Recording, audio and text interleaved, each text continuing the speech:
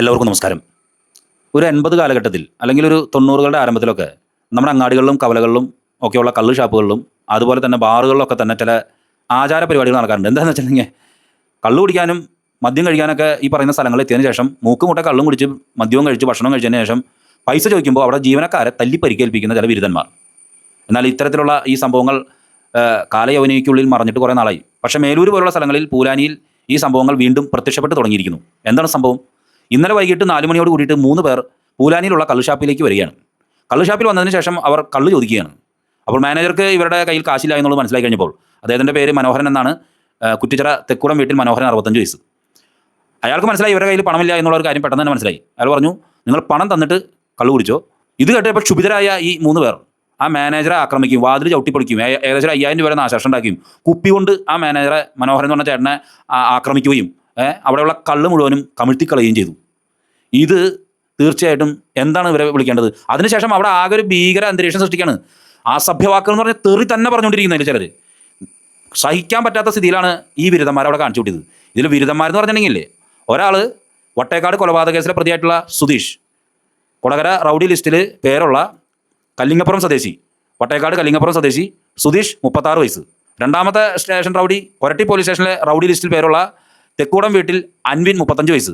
മൂന്നാമത്തെ ആൾ പുതുക്കാട് ആനന്ദപുരം നെടുമ്പള്ളി വീട്ടിൽ സുബീഷ് 40 വയസ്സ്. ഈ 3 ബിരുദന്മാരെയും പോലീസ് പിടികൂടി അവരെ അറസ്റ്റ് ചെയ്ത് ഇപ്പോൾ റിമാൻഡിലേക്കാണെന്നാണ് മനസ്സിലാക്കുന്നത്. തീർച്ചയായിട്ടും ഇത്തരത്തിലുള്ള ഈ കവലകളെയും അങ്ങാടികളെയും ഒക്കെ എന്താ പറയുക, ഒരു ഭീകരാന്തരീക്ഷം സൃഷ്ടിച്ചുകൊണ്ട് ഞങ്ങൾക്കൊക്കെ എന്തൊക്കെ ഷോ വർക്കുകൾ ഞങ്ങൾക്ക് കാണിക്കാൻ പറ്റും. ഇതിൽ പലരും അത്ര വലിയ ആന കുതിര ഒട്ടകമൊന്നല്ല.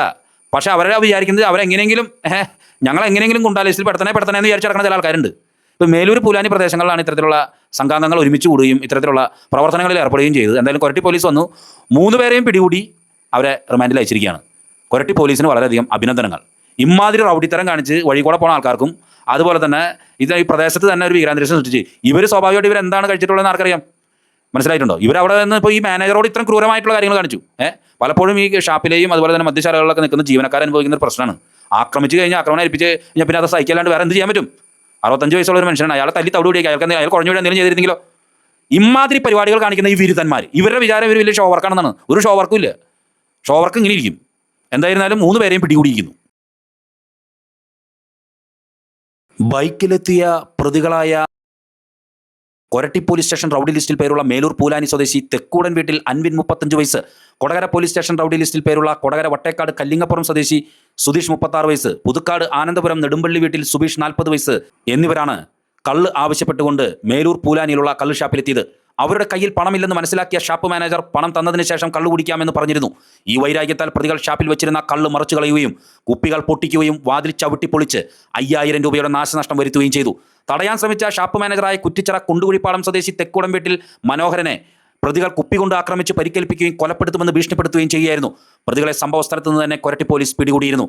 സുധീഷ് കൊടകര പോലീസ് സ്റ്റേഷൻ പരിധിയിലെ 2024 വട്ടേക്കാട് കൊലപാതക കേസിലും അതിരപ്പള്ളി വെള്ളിക്കുളങ്ങര ചാലക്കുടി ഇരിഞ്ഞാലക്കുട പോലീസ് സ്റ്റേഷൻ പരിധികളിലായി സ്ത്രീയെ ലൈംഗികാതിക്രമത്തിനിരയാക്കിയ കേസിലും 2 വധശ്രമ കേസിലും ആയുധ നിയമപ്രകാരമുള്ള കേസിലും സ്ഫോടക വസ്തു നിയമപ്രകാരമുള്ള 1 കേസിലും ചാരായവുമായി അറസ്റ്റിലായി 2 കേസിലും വീട് കയറി ആക്രമണം നടത്തിയ 6 കേസുകളിലും 4 അടിപിടി കേസിലും പൊതുസ്ഥലത്ത് സ്ത്രീകളുടെ അന്തസ്സ് ഹനിക്കുന്ന പ്രവൃത്തി ചെയ്ത കേസിലും അടക്കം 19 ക്രിമിനൽ കേസുകളിൽ പ്രതിയാണ്.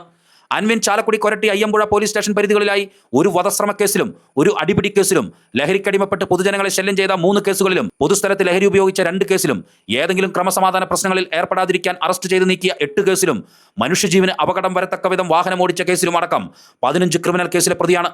കൊരട്ടി പോലീസ് സ്റ്റേഷൻ SHO ഹബീബുള്ള, SI Arun, SI Shibu, ASI Nagesh, ASI Joy, CPO Shaji എന്നിവരടങ്ങുന്ന അന്വേഷണ സംഘമാണ് ഈ പ്രതികളെ അറസ്റ്റ് ചെയ്തത്.